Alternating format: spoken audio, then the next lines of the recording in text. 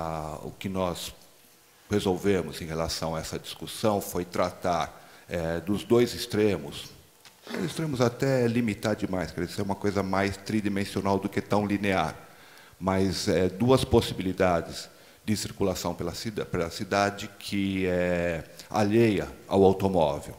E colocar essa discussão até por uma questão da própria persistência do automóvel e da viabilidade, né, do automóvel nos centros urbanos, nós discutirmos essas duas pontas, né, que além do automóvel. Então.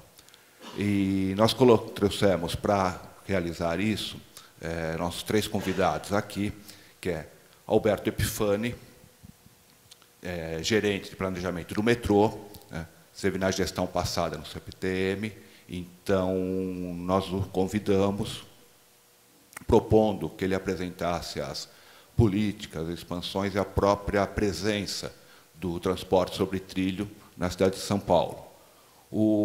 Pois o arquiteto Pedro Tadei, também professor aqui na FAO e atualmente presidente da FUPAM, e com uma experiência bastante significativa também em planejamento e desenvolvimento de projetos ligados a transportes urbanos, especialmente os ferroviários, né?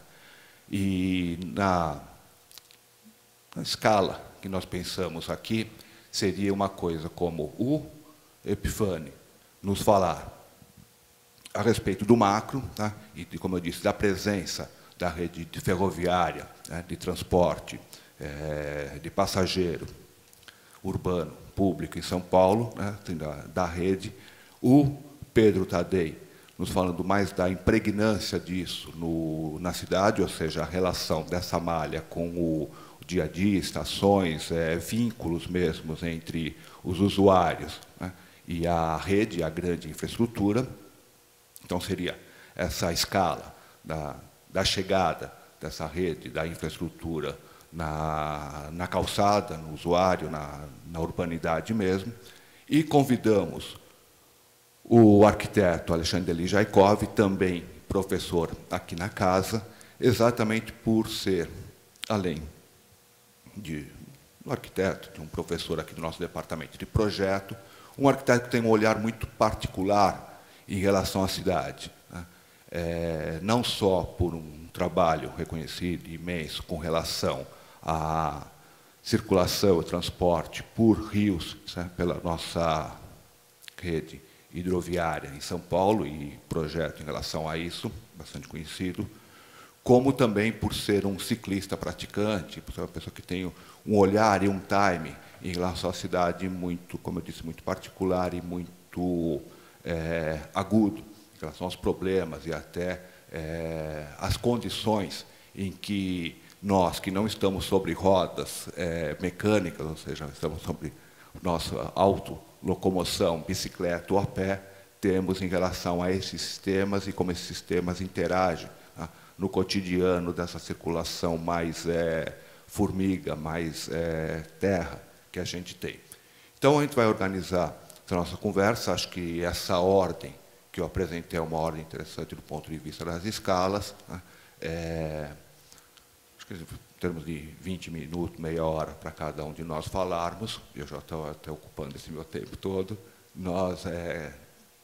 cada um dos nossos convidados fala durante 20 minutos, meia hora, a gente faz um tempinho aí para perguntas, que, como eu disse, nós temos que liberá-los para compromissos posteriores. Inicialmente, antes de começarmos, logicamente, um agradecimento à presença dos nossos três convidados e vamos às conversas. Mas antes eu queria tecer algumas considerações sobre o que motiva, né, as pessoas que pensam nesse tipo de estrutura a desenvolver os seus trabalhos. Isso, legal. Próximo. Eu tenho controle daqui? Então, eu também sou arquiteto, formei aqui também na década de 70, no começo da década de 70. Eu estava pensando na minha trajetória profissional, na verdade eu só fiz isso na vida. Então, vamos lá, gente. Próximo.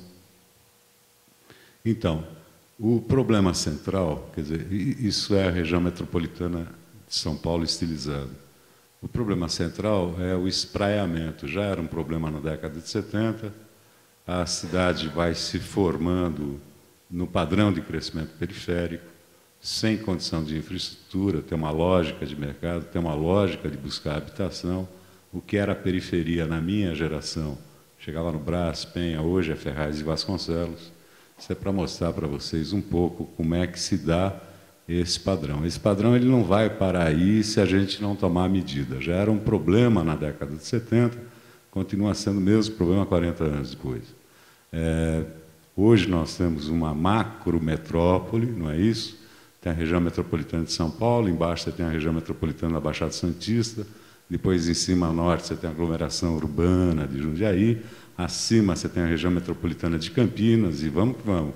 Isso vai criando uma mancha disforme, uma mancha enorme, tem uma pujança econômica muito forte, não é? Mas não tem um tostão de estrutura lógica de mobilidade, né? Não tem nada. Você vai agregando os setores que importam, a legislação é extremamente deficiente, eu sei porque ajudei a montar na Constituição de 88, sobre região metropolitana, o texto é meu, e diz que tem que ser municípios limítrofes, né? O negócio de região metropolitana, se você não der um embasamento econômico nele, você não perde um pouco a noção do que para que serve. Na China, por exemplo, você tem regiões, e a gente estava falando disso há pouco tempo, você tem regiões metropolitanas, não é? Que elas não são limítrofes, elas podem ser distantes e são cadeias de produção de mercadorias, né? A lógica é econômica, muito mais econômica do que de base territorial. Então, a gente teria que dar esse salto de meramente territorial para o meio campo econômico para entender como é que a gente vai organizar isso no futuro. Vamos em frente. Então, basicamente, a questão da mobilidade se dá em cima da economia. Se a gente não pensar em economia, a gente não consegue entender o que é isso. Então, se você for um weberiano, um marxista, um economista clássico, enfim, qualquer que seja a tua tendência, digamos, política de olhar a questão, todos os economistas concordam que a economia tem produção, distribuição, troca, consumo e realização do capital, para você produzir mais mercadorias. Isso acontece no espaço, na territorialidade. Então, a produção, você tem a chegada de insumos e mãos de obra, a distribuição é uma logística, não é isso? Você vai até os grandes centros consumidores, ou você chega direto até a casa do cidadão que consome. Existe a troca, não é? Ou de escambo, ou por dinheiro, enfim. Uma troca realizada e o cidadão concebe no local ou leva para casa para consumir. No ato do consumo, você aciona, né? Meio que telepaticamente, como aquele cidadão que abre o tampo do motor e olha, né? Que ele acha que vai fazer funcionar. Né? Meio que o mercado já se acomoda para aumentar a produção. Então, isso é como se fosse uma espiral crescente. Isso é economia. E isso tudo envolve viagem de mercadorias e pessoas. Né? Se você tivesse inventado o teletransporte das coisas, você não precisava ter essa loucura que você tem hoje na mobilidade, mas esse é o fato. O próximo, por favor. E isso, basicamente, não é, vai se dar concomitantemente no setor primário, secundário e terciário da economia. Então, você tem uma hegemonia do setor produtivo. Se você pensar naquela sociedadezinha agrária, não é? Que o cara sai de manhã da casinha dele, vai plantar couve, depois volta, etc. e tal, ele gera um excedente que no final de semana ele vai vender na feira, né? Ou escamba, ou troca, então ele gera uma viagem por semana, fora a viagem a pé, etc. e tal. Ou, se você pensar um século, 2 séculos depois, na sociedade industrial, onde você reúne no galpão os artesãos, não é? Para produzir nos teares que alguém capitalizou, comprou os meios de produção, e vai contratar força de trabalho lá, são viagens pendulares, típicas do setor, todo dia, não é verdade? Mas elas se dão um determinado período do dia e a outra volta no outro dia, no período. Ou um setor terciário, composto de comércio e serviços, que você tem viagens tanto para atender pequenas produções, quanto para você ir lá comprar, consumir, etc. Gera viagem num patamar constante ao longo do dia. Isso é importante, porque isso vai afetar significativamente o padrão de investimento que você vai fazer né? E a deseconomia que você vai ter se você tem viagens mais pendulares ou menos pendulares. Você dimensiona pela hora pico e o resto você bate lata, né? Como dizem no popular, portanto, isso significa um prejuízo. Na verdade, não significa nada, significa um aumento no custo do deslocamento, porque todo custo é repassado para quem usa. Então, o próximo vai mostrar o seguinte: como é que eu faço para saber onde é que eu faço linhas de metrô, não é isso?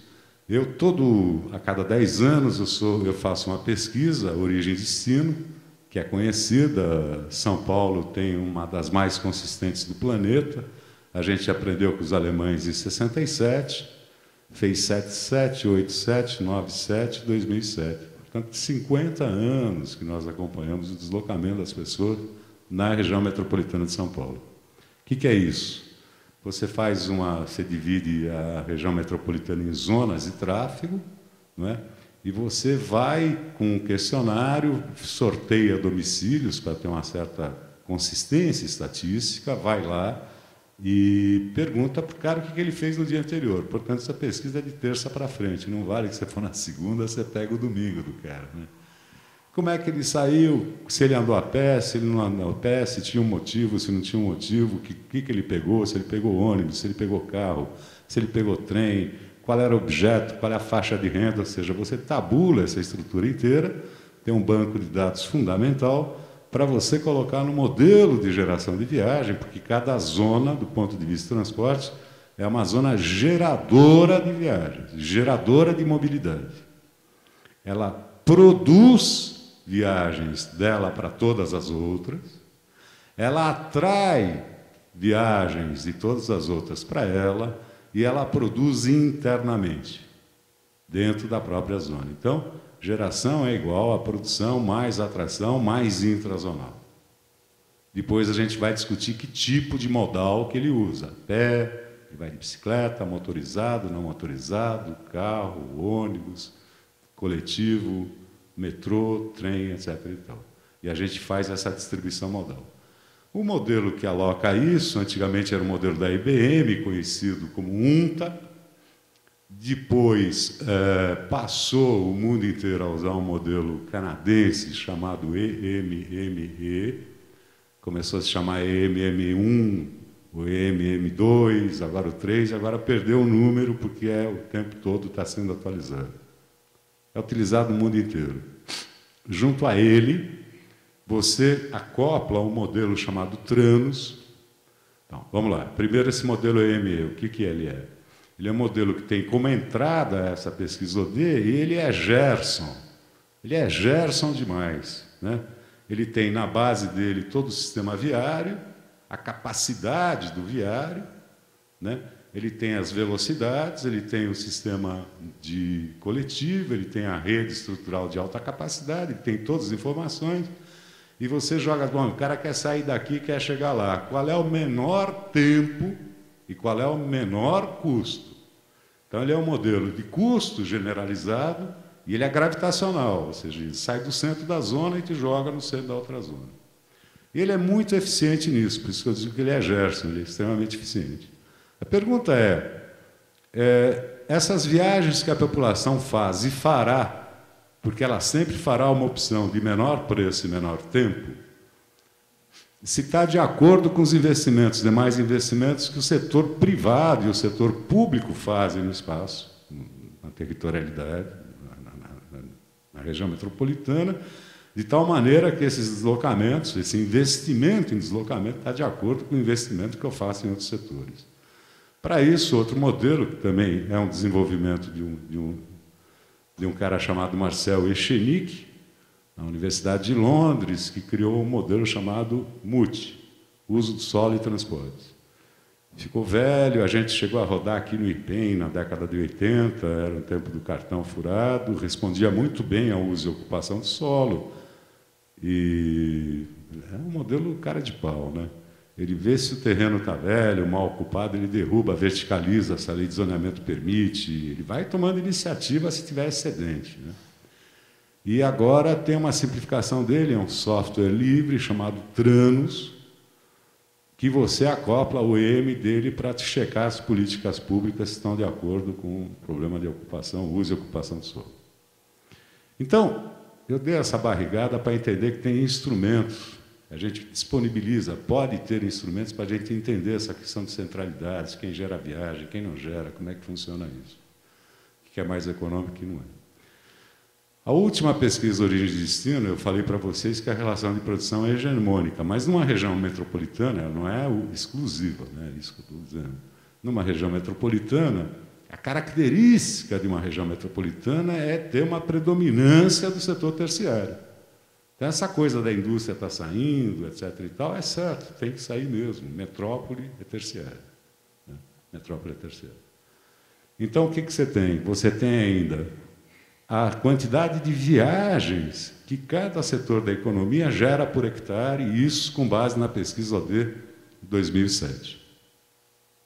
Então, vejam, o setor primário, né, gerou 0,02 viagens por hectare. O setor secundário gera 1,6, né, 1,7. E o setor terciário gera 7,3 viagens por hectare. Então, quanto mais você vai terceirizando a metrópole, mais viagens você produz. É inevitável, né? A economia é dinâmica. E você, para poder usufruir dessa economia, você tem que ter mobilidade, você vai produzir viagens onde puder acontecer. Próximo, por favor. Ok. Se você pegar o pico da manhã, isso é um exercício também que a gente fez para entender o que é uma linha perimetral, radial de metrô, etc. Tal, se discute muito isso, entender por que a linha 2 funciona legal, né? Ela tem uma curva bidirecional, ela funciona num sentido e funciona no outro, e a linha que vai para a Zona Leste, por exemplo, em que pese que não transporta tanto passageiro assim, transporta menos que a linha 1, que é a Norte-Sul, né? É aquela muvuca no pico da manhã, você não consegue entrar. Em compensação, se você for para a Zona Leste, você viaja de perna aberta, subiando, é uma maravilha, porque não tem ninguém indo para lá. Então, o que acontece? Uma bobagem que a Folha faz, o Alencar Isidoro, eu já até conversei com ele, ele pega por zona OD, e ele faz isso todo ano e publica de página inteira na Folha. Ele pega por zona OD e verifica quantos empregos tem e qual é a população. Divide emprego por população, né? Se tiver mais população do que emprego, com certeza essa população migrará daquela zona para outra para procurar emprego. Então, ele vai buscar os maiores fornecedores de emprego e linka com os maiores consumidores de emprego. E ele acha que é uma relação bionívoca, ele acha que é isso mesmo. É uma puta bobagem. Porque, de repente, você tem uma área da economia precisando de emprego especializado, uma outra que tem excedente de população que sequer é alfabetizada, não quer dizer que esse cara aqui vai se locomover até lá. Tem que ter uma razão para isso. Então, pegando o touro mais numa situação mais genérica, você precisa perto do próximo, por favor, dá um enter aí, eu acho que tem um pizzicato, é isso mesmo. Essa zona branca que está lá fora, no pico da manhã, na hora pico da manhã, na hora mais carregada, ela produz pouquíssima viagem e atrai pouquíssima viagem, ou seja, é uma área que não fede nem cheira. Não deveria ter metrô. Né? Porque não produz e não atrai nada, ou seja, não tem nem moradia, também não tem emprego. Então, ela fica uma zona, digamos que é a zona que o mercado reserva para a futura expansão periférica da cidade. Outro clique, por favor. Essa viagem amarela, que é o borderline, na verdade, ela produz uma quantidade industrial de viagens e atrai muito pouca viagem. O que significa isso? Que essa faixa amarela é onde as pessoas dormem. São as cidades dormitório. Essa é a verdadeira periferia. Ou seja, tem casa, tem dormitório, mas não tem emprego. Não é? Mais uma dedada. Essa viagem aqui, aí no Ocre, ela tem uma produção alta e uma atração alta. ela produz no pico da manhã muita viagem, portanto tem muita moradia, mas também atrai muita viagem, portanto ela tem muito emprego, não é? Ou seja, são as chamadas zonas de uso misto, onde você não tem o sonho, o pesadelo racionalista, acabou. Você não tem a cidade para dormir, a cidade para trabalhar. É uma heresia falar isso aqui, mas é verdade. As coisas acontecem ali, né? No mesmo espaço de tempo. Eu me lembro disso. Eu sei que eu tenho meia hora, mas o nosso recente senador uma vez estava em campanha da prefeitura do município de São Paulo e alguém perguntou para ele assim: se o senhor morasse na Coab de Carapicuíba e fumasse, e acordasse de madrugada e tivesse que pegar a Avenida dos Autonomistas, às vezes o limite de Carapicuíba, e comprasse cigarro, o único bar aberto que tem é tipo na fronteira de Osasco com São Paulo, um lugar chamado Viliara. Deve dar uns 12 quilômetros. Assim. Se eu tivesse que fazer essa viagem a pé, o que eu faria? Ele me matava. Ou seja, a cidade tem que ter o uso misto, não é? Ela tem vida, porque ela tem uso misto. Esse sonho que a gente tem, que reflete muito na nossa lei de zoneamento, é um pesadelo. É um pesadelo. Então, essa região é a região típica de uso misto. Mais um, por favor, e a área central, né? Onde os caras, eu sei porque eu trabalho lá, na Boa Vista, você sai lá às 7 horas da noite, tem aquele puta monte de gente dormindo no chão, né? Cheio de cobertor, e você vai lá para pegar o metrô e tem que passar bem no sapatinho assim, porque os caras baixam o cobertor e olham para você e parece que você está andando no dormitório da casa deles. A sensação que você tem é essa. Que zona é essa? É a zona que a população já foi embora. A habitação foi embora. Então, o que ela faz de manhã? Ela produz baixa quantidade, baixíssima. Ela não joga ninguém dali para fora, porque ninguém mora lá. Em compensação, atrai a totalidade das viagens para a central. Esse é um modelo perverso, porque qualquer linha de metrô que eu criar, nesse sentido, daqui para cá, você vai perceber que ela é pendular, não é? Eu vou ter uma quantidade muito grande de passageiro fazendo isso aqui e ninguém fazendo isso aqui. Isso aqui equilibra o sistema, isso dá desperdício. Então, para poder superar esse processo, uma saída é atravessar isso aqui, né? Ou então criar linhas perimetrais, tipo aqui, né? Em áreas que eu tenho uso misto, portanto, eu tenho uma subida e uma descida muito constante, eu tenho um alto índice de renovação, o meu custo de investimento tem um resultado menor, a ocupação é mais baixa, o nível de conforto melhor e assim por diante. São algumas considerações para... Vamos lá? E mais ou menos desenhado, aquilo é um conceitão, né? É um arquétipo. Se eu pudesse refletir, peguei as viagens com mais de 70% de produção ou 70% de atração na hora pico da manhã, esse é o desenho, né, que eu tenho da região metropolitana. Vocês estão vendo, é mais ou menos isso, né? O vermelho está no meio, né?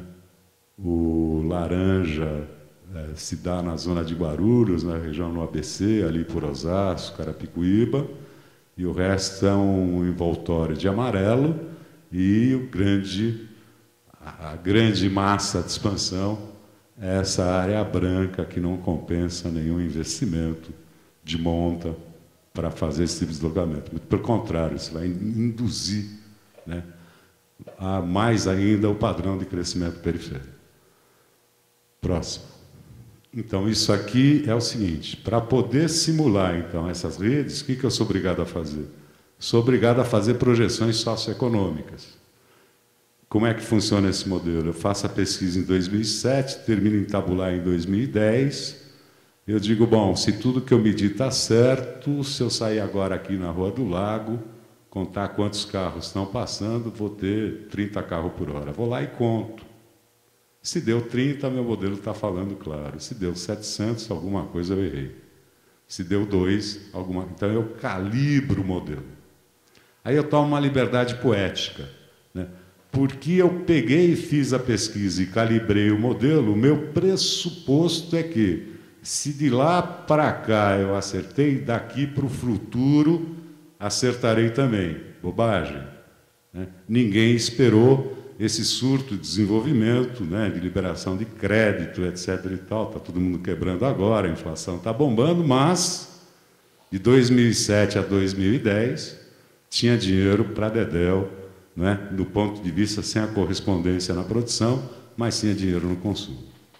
Financiamentos, etc. e tal. Então, isso não foi previsto. O que eu faço para projetar essa demanda? Eu tenho que criar cenários socioeconômicos.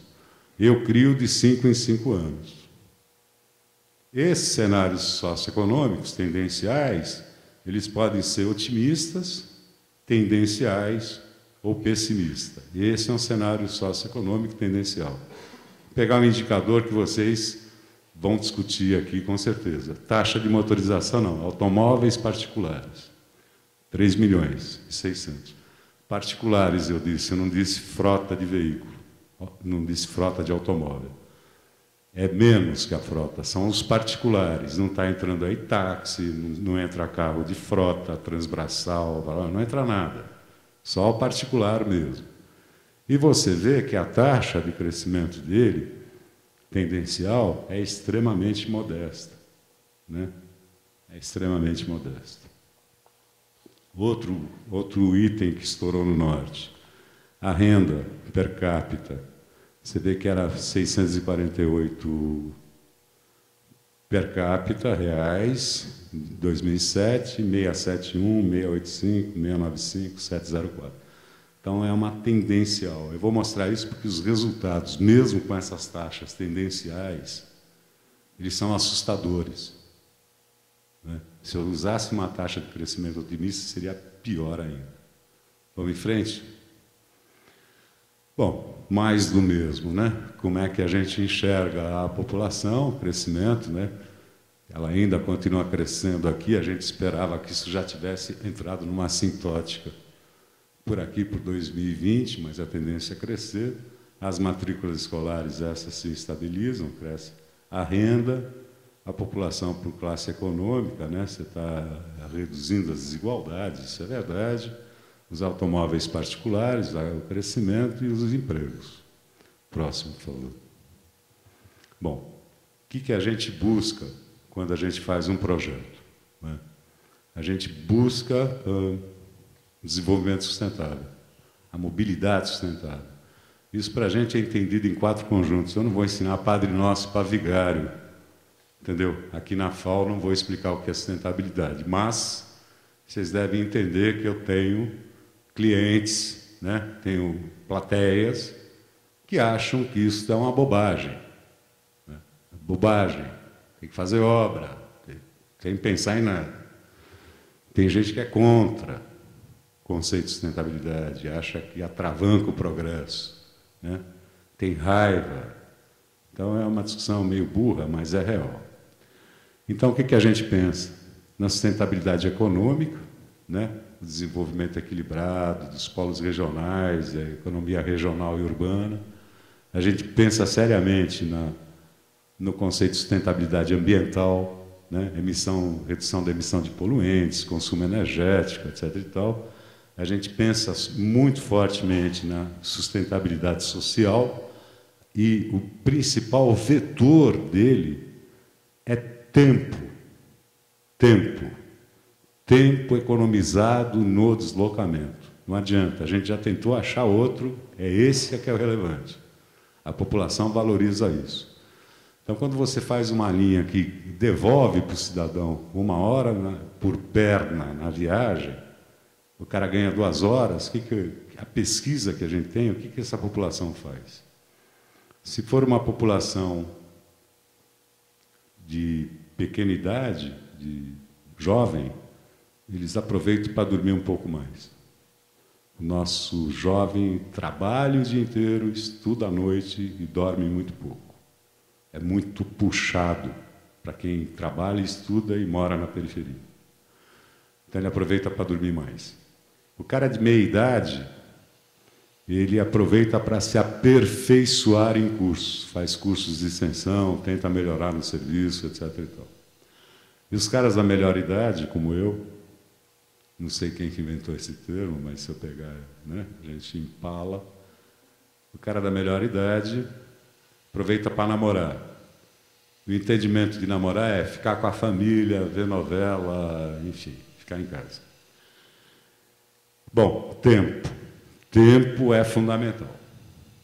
Hoje você está em condições de trabalho. Se você somar a jornada de trabalho mais o tempo de deslocamento, eu acho que as suas condições são piores que as do início da Revolução Industrial.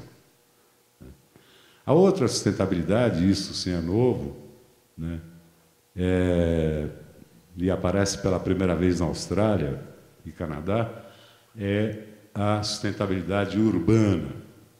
O equipamento urbano, ele é sustentável porque ele dá segurança, ele dá qualidade urbana, ele requalifica o espaço, ele dá garantias que aquele espaço é tratado, privilegiado, ele é mantido, ele é organizado, ele é limpo, né? Ele é de boa qualidade e valoriza todo o entorno. Então, isso tudo é para colocar, porque a gente, levando isso em consideração, só é considerado um bom projeto se ele tiver nas intersecções dessas, se a gente que pode separar dessas, digamos, sustentabilidades, né? Que no fundo não é uma coisa só. Próximo, por favor. Bom, o que a gente faz? Mobilidade sustentável às cidades é integrar os sistemas de transporte, tanto os não motorizados, bicicleta, a pé, etc. e tal, quanto os individual, coletivo. Continuar os investimentos, que já existem. O pior dinheiro que tem é aquele investimento que está parado, que você não tem payback, chega a um fundo máximo, vai arrastando isso. Você tem que expandir o sistema e você tem que inovar. A gente sabe melhor do que ninguém que o resultado, por exemplo, desse espaço que a gente está falando, ele só é bonito assim porque ele tem, não porque ele tem uma forma, né? Porque ele tem um conteúdo que gerou essa forma, né? Que é o conceito do Artigas, de resolver isso em pórticos, etc. Então, o resultado desse espaço é desenvolvimento do desenvolvimento tecnológico. Jamais poderia ser feito sem ter o concreto, enfim. Mesma coisa o sistema de transporte. Você só vai melhorar a partir do desenvolvimento de soluções tecnológicas que vão requalificando os espaços e vão mudando esses espaços, vão tirando espaços desnecessários e colocando espaços novos agora absolutamente necessários de uma outra maneira. Isso é que vai mudar, não é o gesto, não é a intenção, não é a sacação, é a compreensão, né? É o entendimento claro da questão que vai dar o espaço resultante para as nossas novas estações e novas linhas. Próximo, por favor.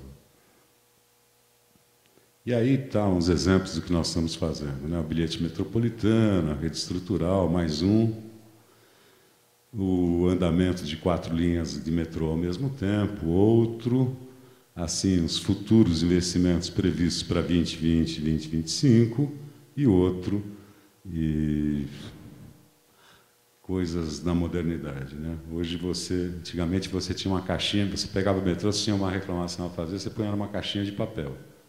Chamava sugestões e reclamações. Você preenchia a mão, colocava numa caixinha, no final do dia o cara pegava. Depois alguma infração, algum ladrão, alguém te bateu a carteira, você anotava o fato, chegava em casa, ligava pelo telefone para uma central de atendimento, de reclamações, sugestões, isso ia para um prontuário. O chefe de departamento ligava para o gerente para o diretor de uma área para o diretor da outra área, que descia até o peão ia ver, tal, acionava a polícia, chegava lá 1 mês e meio depois, dizia, pô, não achei o bandido, não tem bandido nenhum aqui.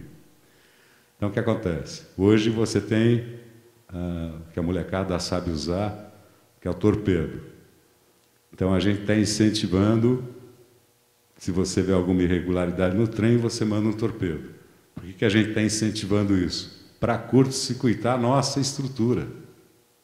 porque eu não consigo fazer nada com aquela estrutura velha que eu tenho. Eu tenho que derrubar aquela estrutura revolucionariamente. Então, o elemento revolucionário é o torpedo.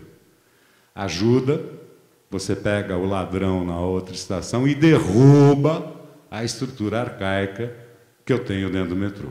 Tá certo? Então, são dois coelhos numa paulada só. Como é que eu faço isso permanentemente? Quem é o meu usuário do futuro? Quem é o cara que eu vou atender daqui a 20 anos? Que cara ele tem? Que gosto ele tem? O que ele pensa da cidade? Como ele gosta de andar? Entendeu? É essa pesquisa que a gente tem que fazer e tem que estar atualizado e focado nesse cidadão que virá já numa era digital. Não é o cara que perdia 5 horas no trânsito, não é o cara que acordava às 3 horas da manhã morando na Lapa, tendo que fazer cursinho na Tamandaré, pegando um ônibus para fila, né? Não é o cara que tinha que... Entendeu? É outra geração, eles têm outras necessidades e outras vontades, e eles são a maioria. Próximo, por favor. Bom, conversa, próximo, rapidamente, gente. Próximo, agora eu vou rapidinho, porque eu acho que eu já comi muito. Então, eu vou mostrar aqui o seguinte, são 3 evoluções. O que eu posso garantir? Esse cenário aqui é garantido, porque está no PPA. O PPA é um instrumento do governo que garante investimentos com um período de 5 anos. Um ano depois que o governador entra e ele entrega um ano depois que ele sai. Portanto, o primeiro governo que vem já está comprometido com o PPA anterior, para não dar uma ruptura muito grande. O resto é um plano de meta, é o que eu gostaria muito de fazer, e isso aqui é um sonho delirante, né? Porque pensar 20, 30 é um delírio mesmo, né? Vamos lá? Então, primeiro, o garantido, o japonês. Vamos lá. É isso aqui, acabei de entregar, quero o prolongamento da 4 até a Luz. Próximo. É rápido. Tá certo? Então é isso. Eu tenho 70,6 quilômetros de metrô, né?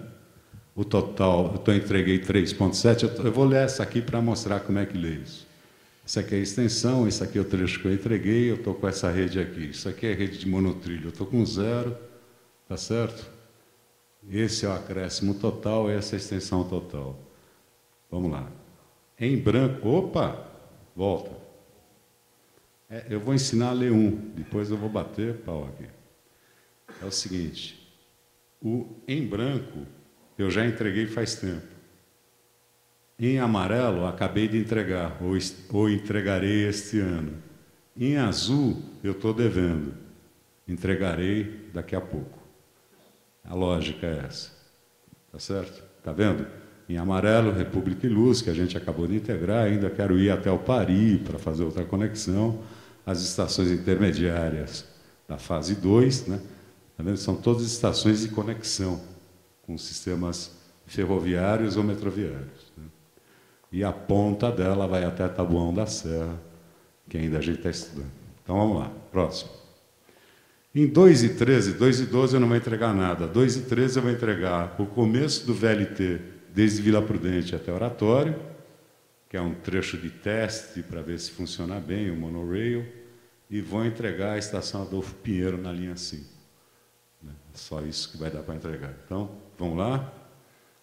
Com essa entrega, a situação vai ficar essa, 77 km, 4. O prolongamento da 2 vou entregar de Vila Prudente até Oratório, e na 5 vou entregar a estação Adolfo Pinheiro. Vai ficar faltando o resto. Próximo. Em 2 e 14 já é mais significativo. Eu vou da estação Butantã até Taboão da Serra, na 4. Eu vou entregar a 17 desde Congonhas até a estação Morumbi da CPTM na 9, monotrilho também. O monotrilho vai sair de Oratório e vai chegar até São Mateus. Próximo. Então, nessa altura do campeonato, eu vou ter 82 quilômetros de metrô convencional, 18,8 quilômetros de monorail, vou ter um total de 100 quilômetros de rede de alta capacidade. A 2 é isto, a 4 é isto, e a 17 Só vou entregar Brooklyn, Vereador Zé Diniz, Água Espraiada, Vila Cordeiro, Chucre Zaidan e Morumbi, Congonhas também, né, que é o link do aeroporto, e o resto eu vou entregar depois. Vamos lá? 2,15. 2,15 tem avanços significativos. Eu já vou ter saído de Adolfo Pinheiro e vou ter cruzado Santa Cruz aqui, chegado em Chácara Clabim com a 5, né? A linha 2, que eu tinha entregue esse pedaço de Congonhas até a Morumbi da CPTM, entregarei de Morumbi, da linha 9 da CPTM até Morumbi do metrô, na linha 4, e entregarei de Congonhas até a ponta da linha 1, no Jabaquara.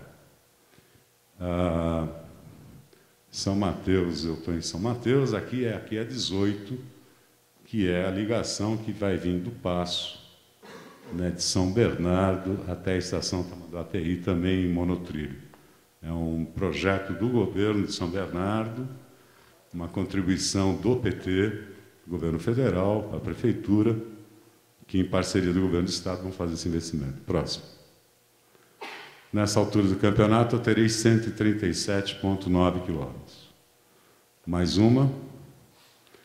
Resumindo, por linha, esses são os benefícios, qual é a oferta, quantos passageiros eu vou transportar, qual é a redução do tempo de viagem, quantas horas a menos são gastas no deslocamento, e quais são os benefícios gerais, qual é a redução do consumo de combustível, a redução de emissões dos gases de efeito estufa e a redução de emissão de poluentes atmosféricos, né, nos locais.